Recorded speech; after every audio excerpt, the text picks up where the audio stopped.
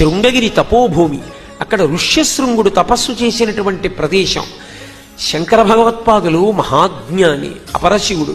వారు నడిచి వెడుతుంటే ఒక కప్పకి ఎండ శోషింపచేస్తే ఆ కప్ప శోషిస్తోందని దానికి కొంత సేద తీర్చడానికి ఒక పాము వచ్చి పడకపట్టింది.